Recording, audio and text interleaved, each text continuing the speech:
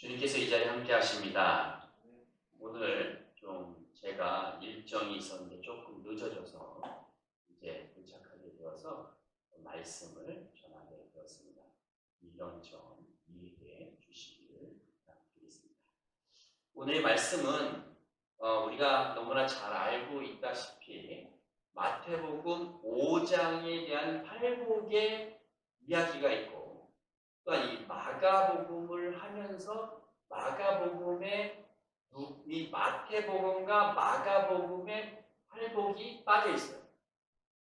그런데 누가복음이 이렇게 오면서 누가복음의 팔복은 조금 마태복음의 팔복하고 많은 차이가 있어요. 그 많은 차이는 어떻게 보면 맥락적으로는 같지만 마태복음에는 좀 사람에게 이야기할 때 좀 젠틀하게 얘기했다면 그 젠틀한 마태복음의 이야기를 누가복음에서는 이제 완전한 저주로 임하게 하는 거예요. 그래서 예수님께서 이 마가복음과 마태복음과 누가복음을 이렇게 이 사역을 하시면서 이 마귀에게 시험을 받으시고 마귀에게 시험에 이기신 후에 하나님의 놀라운 역사가 일어나는데 그 놀라운 역사는 병고침의 역사예요. 근데 병고침의 역사도 요한복음에 가면은 그 병고침의 역사도 많이 나타나지만 이 사복음서를 가만히 보면 예수님께서 성령 받으시고 성령에 이끌려서 시험을 받으시고 시험을 받으신 후에 많은 기적의 역사가 일어난 후에 제자들을 따로 부르셔서 이제 팔복에 대한 의미를 가르치시고 모든 선포하는 모든 선포자들에게 또한 예수님을 따르는 자들에게 이제는 조금의 강한 어조로 이 팔복의 의미를 말씀하십니다. 그래서 다른 어떤 성경 구절에는 나와 있지 않지만 누가복음 6장 전반절을 보면은 누가복음 6장 전반절에 이 예수님의 치유 방식이 약간 변하는 게 있어요. 그래서 이 마태복음, 마가복음, 요한복음에는 예수님이 손을 얹으시고 치유하시고 여러 가지 치유를 하시는데 누가복음에서는 예수님의 옷자락만 만지고 예수님만 만져도 병고침의 역사가 일어나는 거예요. 그래서 믿음을 어떻게 시험하거나 그리고 또 이 신유의 은사에 대해서는 우리가 그것 때문에 천국에 가는 것 아니고 그것 때문에 이런 이 하나님의 복음을 전파할 수 있다. 그건 아닌 거예요. 왜냐하면 우리나라에도 1960년도에 구흥운동이 많이 일어나서 1970년도, 80년도에 교회가 무지기수로 생기는데 70년대, 80년도에 가장 많이 생겼던 이 이단들이 있어요. 이 이단들이 신유의 은사로 인한 이단들이 많이 나타나는 거예요. 그렇기 때문에 우리가 얘기하는 많이 알고 있는 이단들의 대부분이 60년대의 부흥을 거쳐서 70년대, 80년대에 꽃을 피기 시작하는 거예요. 그래서 그 아류작들이 지금까지 남아있는데 성경 말씀을 온전히 읽은 사람은 신유의 은사가 나타나더라도 마귀의 형태라는 것을 정확하게 구분을 해야 되는 거예요.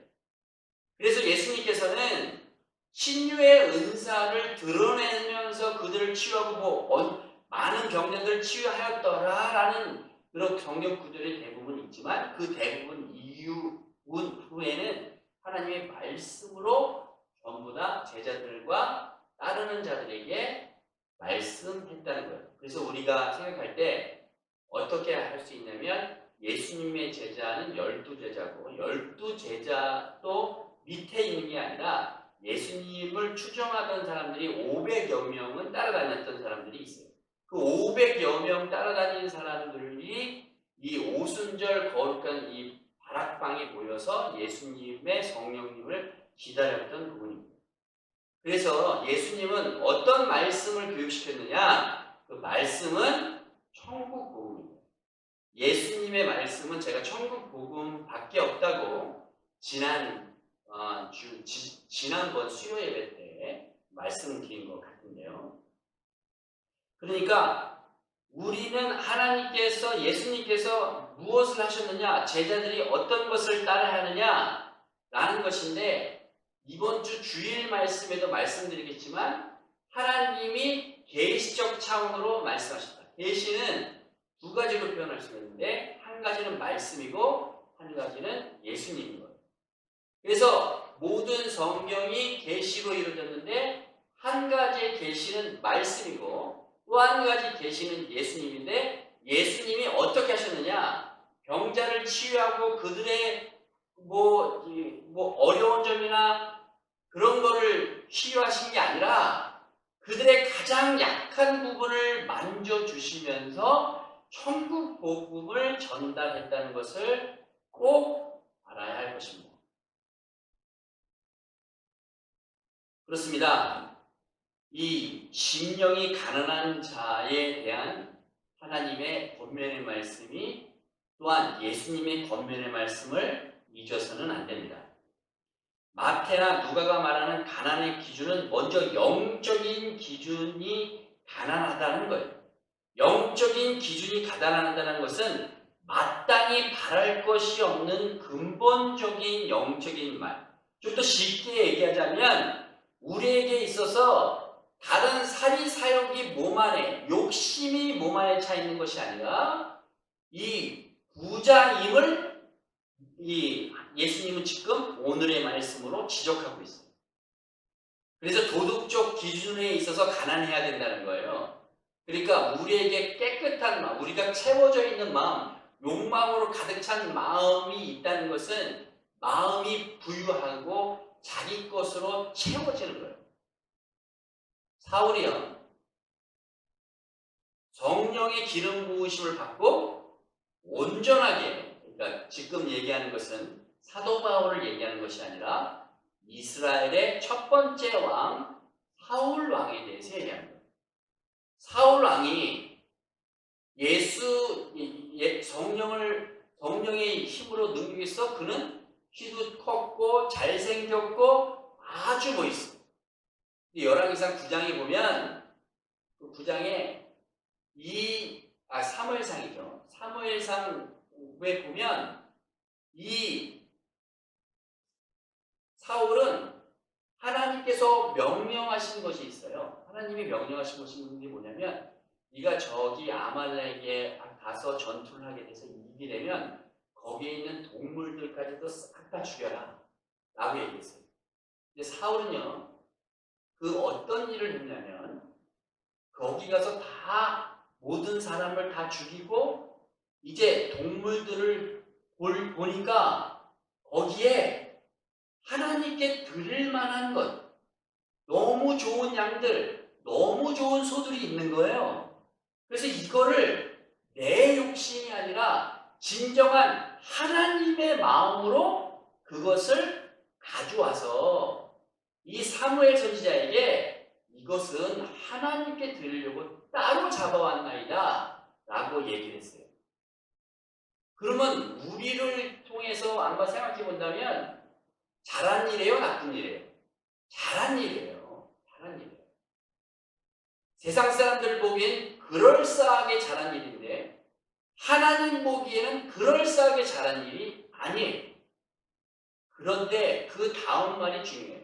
너희는 왜 사무엘이 너희를 이렇게 다 죽이라고 하나님께서 명령하셨는데 왜 그랬느냐? 라고 했을 때 하나님께 이것을 드리면 나로 하여금, 나가 들어가는 거예요.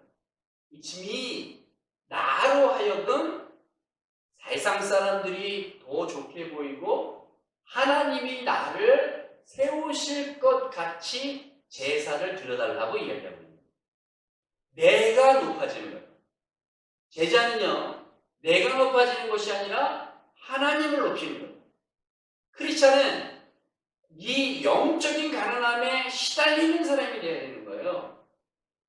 그렇기 때문에 나의 욕심, 나의 이 용광로 같은 이 욕심을 하나님 앞에 전부 다 내려놓게 되면은 심령이 가난해질 수밖에 없는 거예요.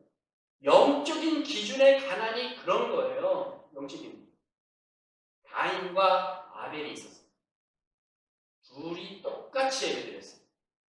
우리 똑같이 예배드렸어요. 그리고 똑같이 하나님께 예배드리고, 그런데 아벨의 제사는 받고 가인의 제사는 안 받았어요. 가인의 제사를 안 받은 이유가 뭐예요? 히브리서에 보면은 그냥 뭐 대충 써 있어요. 대충 써 있는데 그냥 히브리서에 보면은 그 하나님의 제사를 받지 않으셔서 지게 했다라는 거예요. 그런데 창세기에 정확하게 하나님이 받으시지 않는 이유가 뭐냐면, 내 제사를 왜 안 받느냐면 내 제사. 하나님께 드리는 헌신적인 마음이 아니라 내가 세워주려고 하는 마음이 정확하게 표현되어 있는 거예요. 그렇기 때문에 우리는 하늘나라를 수여하지 못하는 사람들은 내가 뭘 했기 때문에, 무엇을 했기 때문에 무엇 해야 된다라는 거예요. 우리는 그런 형상이 아니라 도덕적인 형상도 아니고 윤리적인 형상도 아니고 하나님의 명령에 맞춰서 이 마음에 이 가난함이 있어야 됩니다. 제가 3년 전에 우리 유효주 권사님하고 이렇게 대화를 나눈 적이 있었어요. 유효주 권사님하고 이 대화를 나누다가 제가 깨달은 게 있어요. 유효주 권사님이 저에게 어떤 권면을 했냐면, 뭐 잘되고 우리 태희 형제 잘 돼서 뭐 지금 어려운 문제를 뛰어넘고 잘 될 거라고 그걸 위해서 제가 열심히 기도하겠습니다. 단독 목회를 또 처음 하고 또 처음으로 또 세신자가 유효주 권사님으로 왔는데, 유효주 권사님이 저에게 그런 말씀을 하는 거예요. 한마디로, 아니 교회 다니는 사람이 부자가 될 수 있나요? 라고 얘기를 하는 거예요. 제가 깜짝 놀랐어요. 그만큼의 유효주 권사님은 믿음의 깊이가 있으시구나 라고 까달았어요. 그렇지. 크리스찬이 어떻게 부자가 될 수 있을까? 저는 거룩한 부자라고 이야기하고, 거룩한 부에 많이 하나님 나라 사역을 위해서 하라고 말씀드리지만, 이 권사님의 마음속에는 이 내가 많은 부가 들어오더라도 하나님께 흘려보내야 한다는 그런 마음이 있으신 분이구나 하는 거예요. 그래서 제가 학교에서 직원으로 일할 때 엄팀장님이 계시는데, 엄팀장님 동생분이 필리핀 오지에서 이 말씀을 전하시는데, 한국에 1년이든 2년이든 갖고 오면 신발을 1,000개씩 사준다 그래요. 그런데 올 때마다 아주 안 좋은 신발을 신고 귀국한다 그래요. 동생한테, 야, 너 내가 사준 신발 3개, 4개 사줬는데 너 어디냐? 그러면 좋은 사람들을 위해서 다 나눠줬다는 거예요. 나는 뭐 한국에 오는 형님이 또 사줄 수도 있고, 여기는 슬레바만 신어도 행복한데 그 사람들은 신발 자체가 없기 때문에 다 나눠준 거라는 얘기예요. 이게 심령이 가는 거예요. 한 가지의 표현으로 세상적인 욕심을 버리는 것이, 하나님의 성적인 이 성령의 법이 들어오는 것이 심령이 가는 거예요. 비워야지 채워지기 때문에 나의 욕심을 비워서 채우는 것이 이 심령이 가난한 자라고 표현될 수도 있겠지만, 거기에 하나의 방법으로 세상적인 욕심을 내려놓을 때 비로소 심령이 가난한 자가 되는 것입니다. 천국을 소유하기 위해서는 정말 보편적인 시각으로 볼 때 인간은 하나님의 피조물에 불과한 거예요. 그렇기 때문에 실제적인 행동에 있어서 자기 행동과 언어에 대해서 전적인 책임을 져야 하는 것이 언행의 창조자입니다.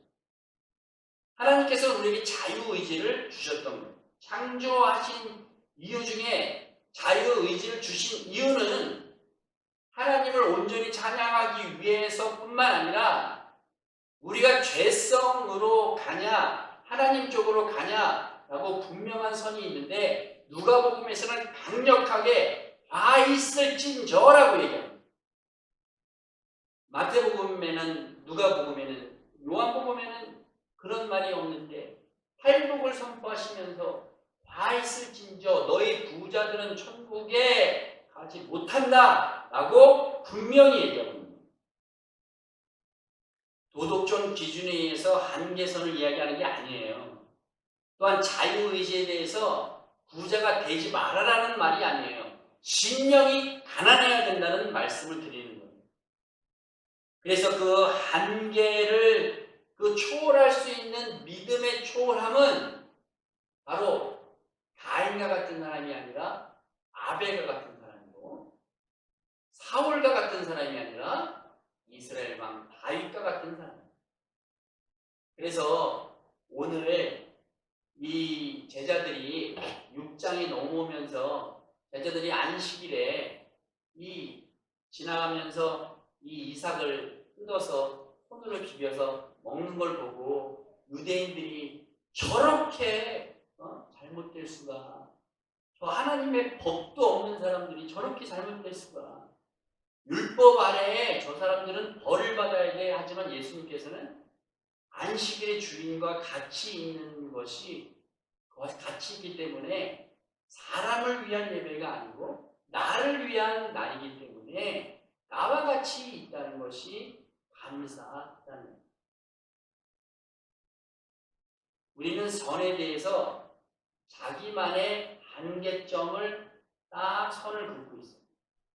이것은 우리 심리학적으로 마찬가지고, 프로이드도 이 16세 이상이라고, 공자는 14세 이상이라고 합니다. 성품이 14세 이하에 다 완성이 된다고 그러고, 프로이드도 16세 이하라고 얘기하는, 거의 청소년기에 다 이렇게 성격이 다 나타나는 거예요. 그래서 선도요, 요 정도만 했지라는 선이 있어요. 요 정도만 했지. 그리고 이 정도면 됐지라는 이 마음이 있다면 그것은 크리스찬으로 잘못된 삶을 살고 있는 거예요. 선은요, 세상에 나타나는 선이 아니라 하나님 편에 나타나는 선을 행하는 사람이 되어야 될 줄로 믿습니다. 하나님이 어떤 선을 원하시느냐? 하나님을 믿는 사람, 예수 그리스도를 믿는 사람이 선이고, 예수님을 믿지 않는 사람은 악인 거예요. 예수님을 믿는 사람은 어떤 사람들이냐? 예수님의 말씀을 따르는 사람, 심령이 가난한 사람, 외적 행동으로 드러낼 때 예수 그리스도의 성품이 나타내는 사람인 거예요. 오늘 이 충남 촉수장애인협회에서 회의가 있었어요. 3시 반에. 3시 반에 회의하고 저녁을 먹고 이제 오게 됐는데, 그 와중에서도 처음 보는 사람들이 되게 많이 있었어요. 처음 보는 사람들과 교류를 나누고 이 메시지 그것도 많이 받고, 또 견학점 해서 이 중증 장애인 자립센터라는 데 갔더니 김홍기 전사님이 거기서 9월달서부터 일하고 있더라고요. 그래서 깜짝 놀랐어요. 난 처음 거기에서 일하고 있는 걸 보니까 또 반갑기도 하고, 예? 근데 이제 거기 있는 이제 사람들과 얘기를 하다가 대부분의 사람들이 이야기할 때 목사님은 목사님 같으시다고 그러는 거예요. 그래서 저는 제자라는 건 아니지만 참 감사했어요. 왜냐하면 목사님 같은데 목사님이 목사님처럼 보인다고 나는 그 얘기를 들었을 때 참 감사했어요.